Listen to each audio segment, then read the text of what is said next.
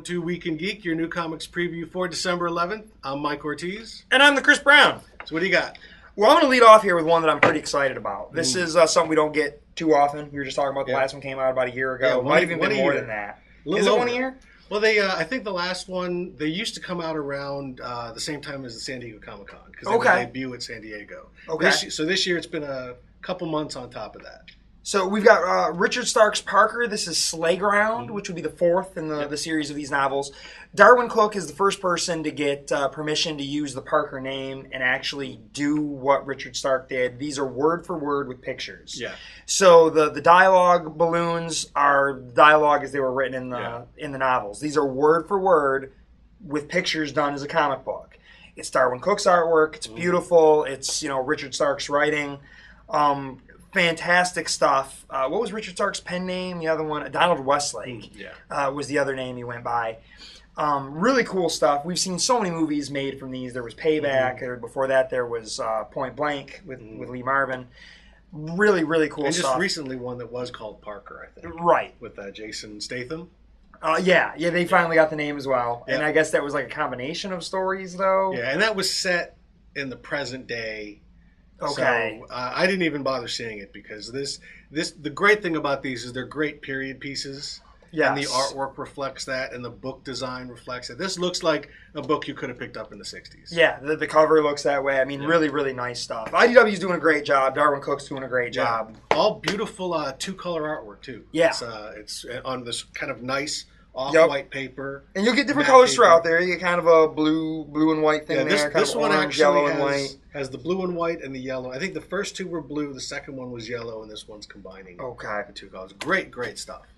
Agreed. And there was even a little mini comic they did in between, the man with the getaway face, to kind of Is that in the there? gap. I think that...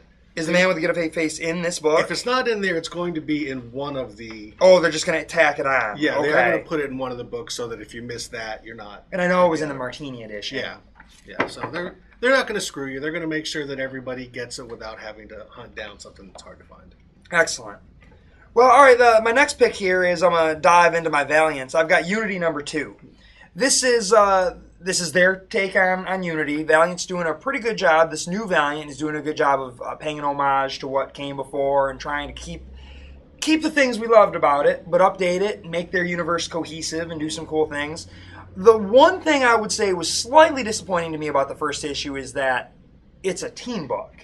It felt more like a team book than an event book. That could be a good or bad thing depending on your perspective. For me, the original Unity was an event book. Yeah. It brought everybody together. It made them team up, but it wasn't a team book. Like I'm feeling now like Unity is Harada's attack on all of our characters, on Exo Manowar and that stuff. And if it works out, it works out. It was just a first issue. I mean, I don't want to spoil anybody's fun, but in the first issue, the first incarnation of the Unity team dies. Like, well, all right, that didn't work out so well. Moving on. But I have complete faith in what Valiant's doing right now. This is more or less an Exo Manowar story, and Exo Manowar, I think, has been the best of the bunch. They haven't given Ninjak a title yet, which I'm glad about, but they have put him in the books and done well with that. Part of the strength of the first time around with Valiant was there were a lot of characters, but they would just weave in and out of books. And then when they started getting real popular, they gave them all books. Then they sold to a video game company, and it was done. So I think if they follow the formula that was working, which is don't bombard us with titles, just make all your characters work the way they need to be, not all of them need a title, you can do something great. And I think they're trying to do that, and I have been liking what Valiant's been doing, and I'm looking forward to Unity number 2. Then I've got Harbinger number 19. This is, our Harbinger gang. I'm, like so many things, a little bit behind with this book. You're going to hear that a lot. I fell a bit behind. I'm caught up on some things, and luckily I got a lot of number 1s, but you're going to hear that a lot. So this one, I think Harbinger and Exo Manowar have been the two anchors for Valiant so far. They've been just great titles. I like the Shadow Man book. I really like the Archer and Armstrong book, but these are the ones that are holding down the tent as far as what they're trying to do with their universe. Really, really cool stuff. Brings me to Archer and Armstrong, number 16. This is, yes, it very much fits into the Valiant universe. There are, you've got your Eternal Warrior character in here, but they're telling their own story, and it's a buddy book, and it fits into that universe, but they're not bombarding you with everything. And in this one, you got the sect civil war, all the various groups from the sect who the machine that kind of wiped everyone out, made the brothers immortal, is something that those pieces were scattered to these various religious sects that were not really trusting each other, but playing nice. And now things are going on within all of that. Archer's family was a part of that, and that's how he ended up, he was trying to kill Aram, and then they ended up buddies. Cool book, fun stuff. Valiant's doing some great stuff over there. Next, I've got a title from Boom. This is Sons of Anarchy, number 4 of 6. This has been a cool title. I wasn't sold on this season of Sons of Anarchy. It's gotten a lot better. This I was liking because it kind of just fit in there, but it wasn't too reliant on you keeping up with the show so much as you knew the characters from the show. Okay. If you knew essentially what was going on, this was, yes, the Sons, Sam Crow has got some involvement in the adult entertainment industry and this particular, but they don't tolerate things that are illegal and unethical and immoral, which is kind of funny when criminals have sort of an ethical code. And, you see that in these kind of stories all the time. And, like Jeffrey Dahmer goes to prison and gets killed quickly because, so many of these people do horrible things. Well, killing and eating people is not okay to them. Yeah. And that's the same thing. There's some things that cross the line, the sons get involved, and they're trying to help out the daughter of an old member. Former member, I should say. Not that he's old, per se, because he didn't live that long. Next, we've got Astro City, number 7. This is from Vertigo, under DC. This has been a fun book. But I always like Astro City. And whenever it comes around, I jump on and read whatever they're doing. I definitely like this series better than what they were doing, in the last run when they were still under Wildstorm. They were trying to do this big, epic story about these two brothers, and yeah, that one lost me. It just wasn't very good. This has gotten back to the roots where the city is the character and all the people in there are doing their thing. There's a little bit of focus on the heroes, but it's also what's going on the main level, on the street level, so to say, with people, not just the heroes at street level, and how they react to the heroes. And it's been cool. I really like what they've been doing there. Next, I'm going to dive into some Image books here. This is Dead Body Road. This is an issue number 1 from Image Comics, and it's under the Skybound imprint. Mm-hmm. This is written by Justin Jordan, who, I know he's doing some stuff that you're liking over at, is it Red Lanterns? Or no, that's he's doing, Charles I think it's New Guardians. New Guardians. Yeah, good stuff. He's a very talented writer. I really liked what he was doing with Luther Strode. And now this artwork seems different. It's not necessarily the same. It does have a little bit of a cartoony vibe, but it also looks a little grittier than what he was doing with Luther Strode. Luther Strode was Matteo Scalero, I think. Yeah, what else has he done? He did Black Science. Oh, okay. And, all right. He did some stuff for Marvel too. I'm thinking it was maybe Thunderbolts or something like that. It's a very Sean Murphy style. Yeah, yes. Yeah, good stuff. But I like it. It looks fantastic, and I'm mostly curious about that based on what I've read from Justin Jordan in the past and how I've enjoyed that. This is issue 38 of Chew. I am caught up on this one. However, I feel like it's been a while. Mm-hmm. So I'm going to have to go back and take a look. As I recall, we're trying to catch Savoy. I believe they have caught him. Tony is still kind of on the trail trying to find the vampire who's... They're setting up for an end game there. Yeah. This vampire who's been eating these powered people. He killed Tony's sister. I think it was in the last issue where we got the story about how everything happened. I think. Yeah, I think so. I think Tony's daughter ate a digit from her mom, and Tony ate a digit from his sister, and so they were able to get kind of the story that they didn't have, and they almost kind of found some common ground finally there. Again, I'm going to have to go back and check this one out because I am a bit. I'm a bit lost because I don't remember what I've read. It's been a while, but this is one that I'm caught up on. This book has been fantastic. I think they said it's going to go, 50-some issues? So, yeah. I mean, we are in the last, year and a half or so of this book, and, we are reaching that end game. Next up, I've got Invincible 107. This is one that I feel like it's been a while since it's come out, but I'm also about 3 or 4 issues behind. I was loving what was going on here. They had kind of taken Mark into a new direction. You've got Monster Girl has kind of grown up because some things have changed in the world that she was in, when she was trapped there with Robot Man. Mm-hmm. That was a really interesting story. You had this weird alien that attacked the world, but Monster Girl, you'll come to find out that Monster Girl is this creature's father. So that's going to play into this issue because she had sort of had an affair and because she can turn into the monster and things are different. Some really cool stuff. It's bizarre, but I like what Kirkman is doing with this book. He is really taking superheroes to places where you don't see them go very often. Things are handled with such kid gloves in typical superhero books because they've got to keep them going. Kirkman can do whatever he wants, and he is. You know, even when you thought maybe Mark was dead, well, okay, he wasn't because you don't really kill the heroes. But he took Mark to a dark place and did some strange things and had him come out of it and change the vibe of the book there for a while. Really, really cool stuff. Next, I've got issue 3 of 3. Not that there's only going to be 3 issues. The book is called 3. Right. I don't know who's on 3rd. Today's pitching, tomorrow's catching. This has been sort of a look at 300, that Battle of Thermopylae, but all of the people that went into it that weren't there. Yes, there were 300 Spartan soldiers, but there were a lot of people with them. Right. There were other things that were going on, and the 300 Spartan soldiers is the only thing that's ever told in that legend.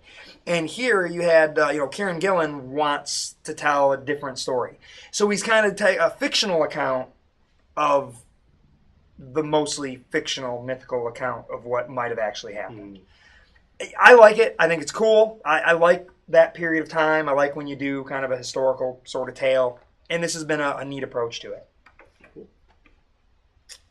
Next up, I've got a book that would probably be a top pick. It's always a top pick, except when it's competing with something that the top pick is. So we've got, this is Walking Dead, issue 118. This is chapter 4 of 12 of All Out War. That 3rd chapter blew me away. So freaking fantastic when you find out what Rick's actual play is, and he corners Negan, and oh my God, Holly's in there. She's been trapped from before, and she looks at Negan and says, I don't care what you do to me. I came in here because I want to watch you all die. You think I'm Andrea? I'm not. That guy, he killed I was with Abraham. He killed him. I'm going to watch all of you die.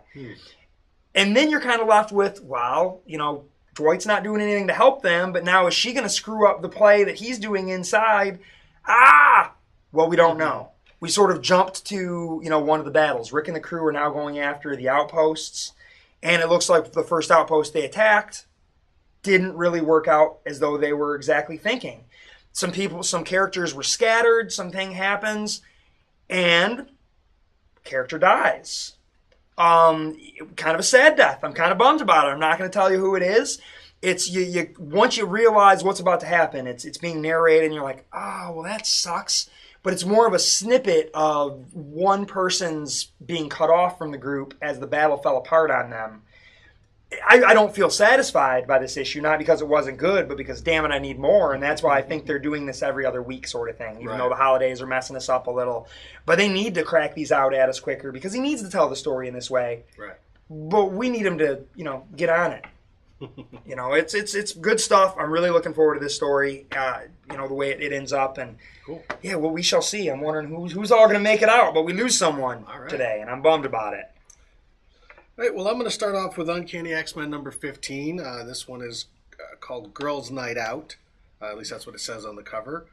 And it looks like just what it says. A lot of the female X characters are going out for a night on the town. There's a long tradition in X-Men books of these kind of interlude stories where they have a Thanksgiving dinner or they play baseball or basketball. In between kind of big stories, they'll give a story that's basically just something small, something more character-oriented to sort of slow things down a little bit. And obviously a lot has been going on in the X-Men universe. And now that all new X-Men is dealing with Cyclops and things like that, it's the lines between the books are blurring a little bit. Like this actually, I was wondering why this didn't wind up in the X-Men book, which is an all-female book anyway.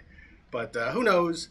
But in any event, because Bendis isn't writing that one, right? But this should be good. Bendis is great with dialogue and character stuff, and this is going to be mostly dialogue and character stuff. But if the X-Men are involved, something's going to go wrong because something always does. And I have to ask the question, as we brought up the all-female book, how is it that the guy that's writing the all-female book has so much problems with harassing his female coworkers? Where's that book going? I'd be curious to see the special sexual harassment issue of all new X-Men. And usually we're a little, we're careful about saying too much. I am a little ticked off about that Brian Wood story, and I got no problem kind of saying it outright that He has backpedaled enough that I believe every single bit of the story that has come out of this thing. There are a couple women whose stories are matching up who don't appear as though they've talked to each other, whose careers have been sort of hurt by the things he's done. And yeah, it's really disappointing and frustrating. And again, how can they keep that guy on the all-female book? Seems like a conflict of interest at that point. But we'll see what strikes out for Brian Cloyd. Yeah. Yeah, to be honest, I haven't followed it enough to have much of an opinion. I wanted to see what was going on, and it doesn't look good for him. And his whole thing was, well, I couldn't have been using my clout at the time, because at the time I was nobody. Well, yeah, but I think the female perspective from both women in this is, even as nobody, you had more power than we did. True. It's not right. Although, to be fair, ladies, if a guy's talking to you, he's probably trying to have sex with you. That's true, but we don't have to, I think that's all understood, right? I mean, everyone kind of understands that's the gimmick. However, you don't have to throw that on the line that way, and when they say no, you don't have to then go about trying to ruin their reputation. You know what? Accept that they said no. 80% of them are going to. Hey, be lucky the 20% to say yes. Hey, just keep swinging at the ball. Batting averages are about 30%. Well, for baseball players. To my knowledge, Jason Aaron hasn't harassed anyone. And I like Jason Aaron. Except he did mouth off to Alan Moore, but hey, I can forgive that. He's a crazy old wizard. And you know what? The crazy old wizard didn't turn him into like a goat, so... But Jason Aaron continues his run on Wolverine and the X-Men. This book is going to be ending and rebooting with a new Marvel Now with a different creative team. Okay. I guess Aaron's going to be moving over fully to... The Amazing X-Men. I was wondering how he was going to write 2 X-Men books, even though Bendis can do it. But Bendis always writes 2 or 3. And I like that Amazing X-Men book. Yeah. So if we're going to lose this and get that, that's fine. Although I will miss the take that's basically focusing on the students. This book actually is kind of tying in a little bit more to what's going on. We've got Cyclops popping up in here. It's even referencing some of the changes that were going on in Wolverine's own title. So when you've got that many books, it's hard to keep everything straight, and eventually they kind of bring it all together. But S.H.I.E.L.D. had made a visit in the last issue, and in this issue, S.H.I.E.L.D. has got 2 agents posing as students to kind of infiltrate the new school and kind of see what's going on. So yeah, you've got Wolverine basically continuing his role as teacher. While he has to deal with Cyclops, who used to have that role, and S.H.I.E.L.D. that's kind of trying to bring him down because they view all the mutants sort of as a threat. It's a really interesting place to put Wolverine in. That's one of the things that I liked about this book, is a character that was kind of historically just cut and slash and kill is now actually having to be a mentor and a teacher and do things he's not used to doing, while he still pokes and kills and does that too. So yeah, really never expected to like this book, but Jason Aaron's that good, and that's what it comes down to. There are no bad characters; it's whether or not the writer knows what he's doing. And Jason Aaron's done a very good job on everything I've read by him. And it's probably in terms of tone, the lightest and most fun of the X-Men books. Which is fun with the Wolverine book. Going back to like the New Mutants or Generation X, there's always been the young student book that had a lighter tone, even though both those books wound up getting darker eventually. But really, really good stuff. Next up, we've got Amazing Spider-Man we'll start with 700.2. And this is, we've got David Morrell and Klaus Janson. And we've got, basically, these are, like we had the 700.1. These are I think they're just one-offs. One-off stories. Because the one didn't feel like it was over. Because this one seems to start up, and then... He's got to go find Aunt May. This is a continuation. Oh, okay. The weather is really going crazy. They've lost power everywhere. Poor Aunt May is out in Forest Hills, and he's trying to get to her. And I love these stories in the wintertime, and they do these every year to Daredevil and Spider-Man. Yes. They're in their little costumes, and it's cold, and something bad happens, and they got to save the day. And nothing makes you more human when you're freezing your balls off. Yes. And that's none of the other characters freeze their balls off, but our street level characters do every year at Christmas time, and I love it. And to follow that up, we've got 700.3. Now, is that a continuation of, or do we come out of this that? one does also still have the Blizzard. Okay. Although this one says Black Lodge Part 1 Convalescent, so maybe it's set at the same time. So what, is Bob in there and Wyndham Earl? What the hell's going on? I was wondering what the Black Lodge thing is. The owls are not what they seem, apparently. He's got Agent Cooper helping him out. What the hell's going on up in here? Oh, I see. There's actually 2 stories in here. That's why, because I was looking at, and at the end it had a the end, so I thought they were one-off. So yeah, it looks like this is going to continue into, I assume, 700.4. Okay. Which is probably, I guess, is coming next week. But yeah, these are basically these are for the people who've been missing Peter Parker. He's like, okay, we know you don't want to read about Octavius, so here's some more Peter to give you a little. Here's something. a story for you, Chris Brown, about Peter and his cold balls. Yes. Here you go. So just pretend that this is the regular book, and ignore the other one until Peter's back. Speaking of Spider-Man, we've got Cataclysm Ultimate Spider-Man. This has basically been substituted for the regular Ultimate Spider-Man book while this Cataclysm is going on. Last issue just kind of continued the story of Miles, and Cloak and Dagger have been kind of a major factor in this. And it ends with them seeing Galactus standing there. So really the end of the issue was kind of where it connects to Cataclysm. And this, Galactus is still standing there. And he's doing a bunch of things that's actually going on in the other book. Well, we've got Cloak and Dagger, and some of the people dealing with what goes on while the Avengers and S.H.I.E.L.D. are throwing like every bit of technology and weaponry they have at Galactus. People in New York are looting. And, because when the end of the world is coming, you need a big flat screen TV. Of course. So this is people dealing with... So you can watch a better news feed about how the end of the world's coming. Like, shit, I can't look out my window and see Galactus eating the planet. I want to see that shit in HD. Right. So yeah, we've got, them dealing with the people trying to evacuate Manhattan, people looting. And that's kind of an interesting take you don't get a lot when you have these big, epic world-ending things, seeing... What do the street-level heroes do? What are Cloak and Dagger doing when Galactus is trying to eat the Earth? So this series looks like it's dealing with that. Miles has played a pretty significant role in the regular Cataclysm book. He's the one that kind of once they recognized that Galactus was from the 616 universe, and they realized the other crossover with the 616 universe was when Peter Parker came over. Miles kind of pointed out that so far he's the only person in the Ultimate Universe that has visited the 616. Okay. And, if anyone's going to go through, it should be him to try and get help from our side. This is dealing with kind of all the more personal moments. Miles and his father, Cloak and Dagger, all of the small stuff's happening here. Next up, Batman Black and White #4. This has been a great series. Well, you like those black and white stories. I love the Batman in Black and White is perfect. And these are all just really artist-focused. We've got Kenneth Rocafort, Michael Allred, Dustin Nguyen, Ruben Palermo, Sean Galloway. All these different styles. We've got kind of an animated style. We've got a very flat black and white noir style. We've got there's great writers on this book. Nathan Edmondson, Mike Allred, some people I don't know. But it really is an artist-driven book. Right. And it's just gorgeous that stuff. All red art in black and white looks great. Yeah. I mean, this is fun to not see Laura's colors. Right. And her colors are great. Oh, yeah. But they're always so entwined with his art. It's interesting to see it in black and white. Great stuff. These are great artists. And for I think in the Killing Joke hardcover, and I think in a couple of the other collected books that they've done, they've actually taken some of the old Batman black and white. Like in the Killing Joke, they took one of Brian Bolland's Batman black and white stories and colorized it, and you know what? They actually don't work as well. I mean, these guys really know how to craft something that works very well in black and white, and then sometimes when you add color, it's just sort of unnecessary.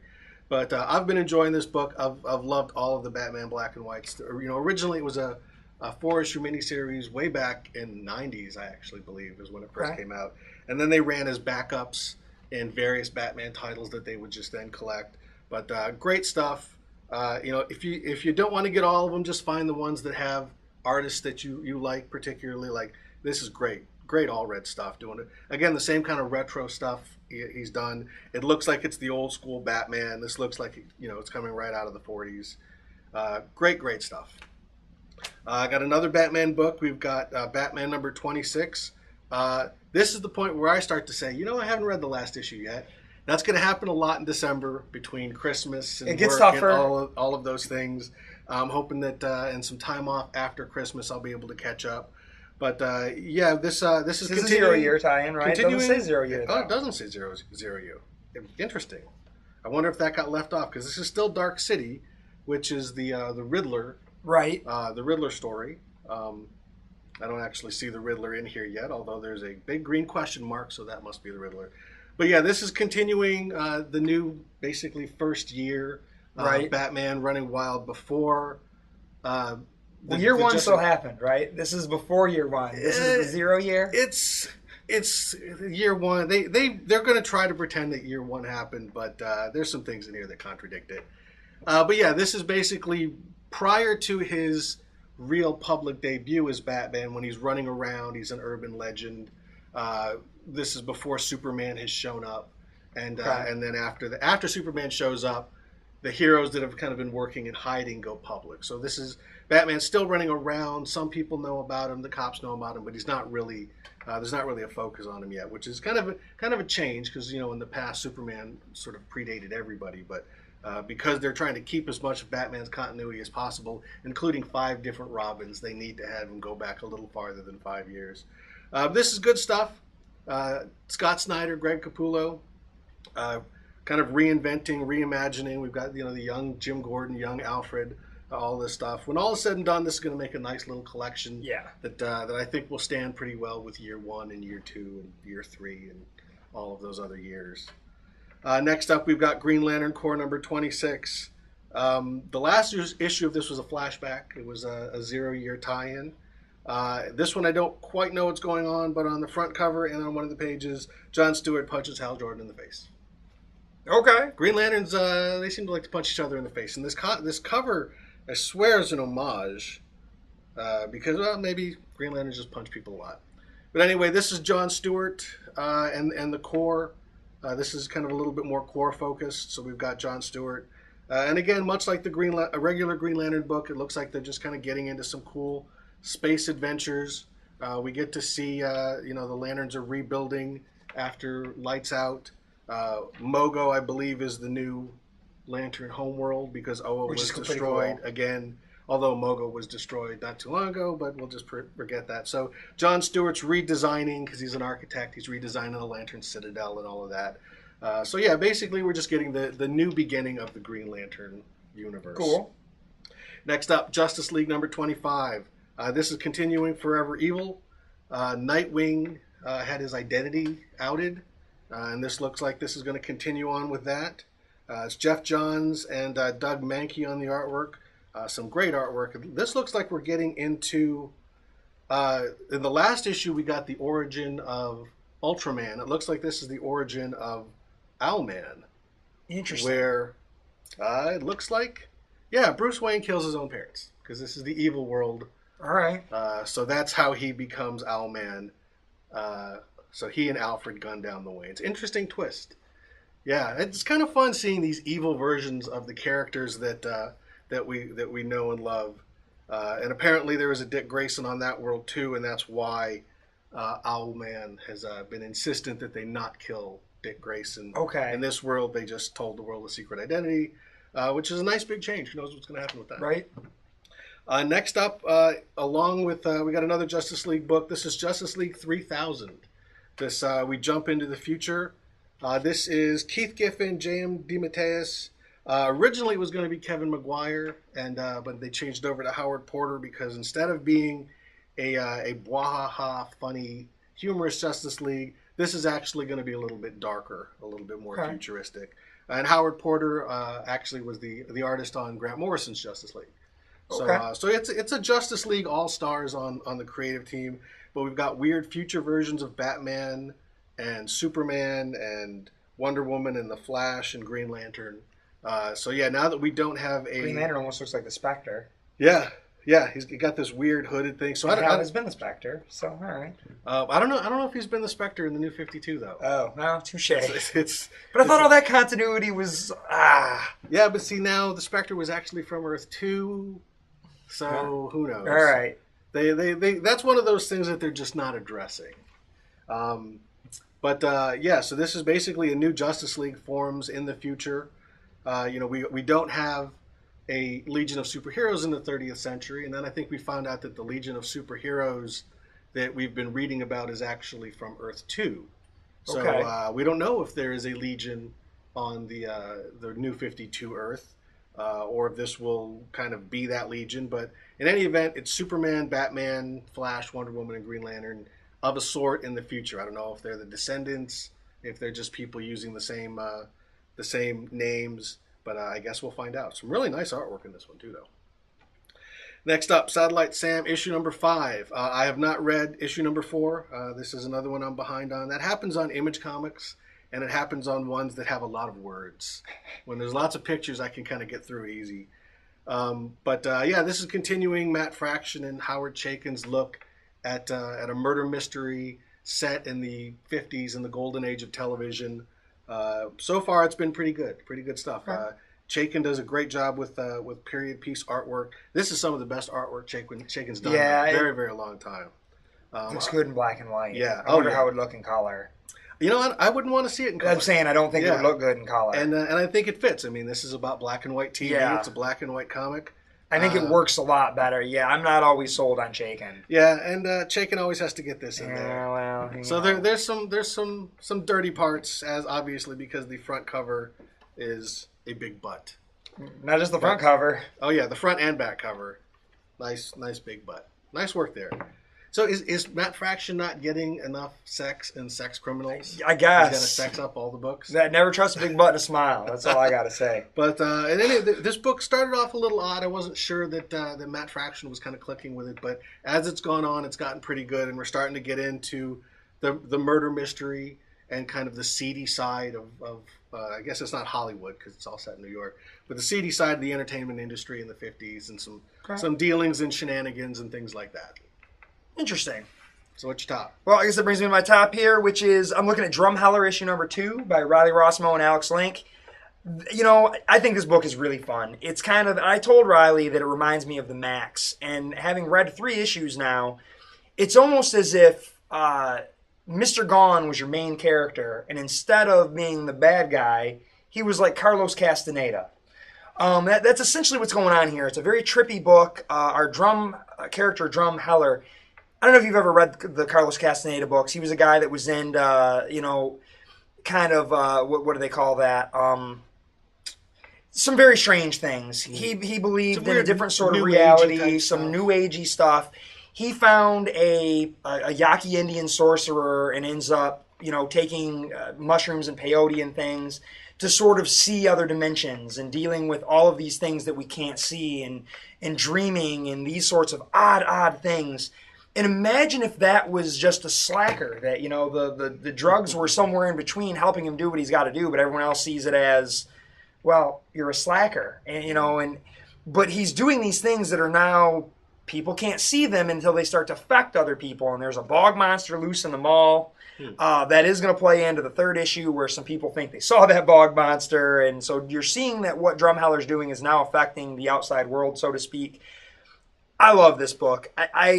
It really, really is all those things I loved about the Max. I don't know what the hell I'm reading. I love this art. Like, I really am intrigued by this story, and I just can't wait to figure out what the hell's going on. Yeah. And that's kind of what's going on here, and I'm really enjoying it. I think, all the things I missed about Green Wake, the weirdness and the darkness, is now manifested in this psychotic, hallucination-driven, bizarre story that probably works a little better for me than the sadness and weirdness of Green Wake, which I also loved. This is fantastic. Of course, I'm going to love everything that Riley does generally. His artwork is so great, and seeing him get to write some things is fun. And, on Facebook the other day, he and Alex Link were kind of going back and forth and teasing a John Prufrock appearance in an upcoming issue.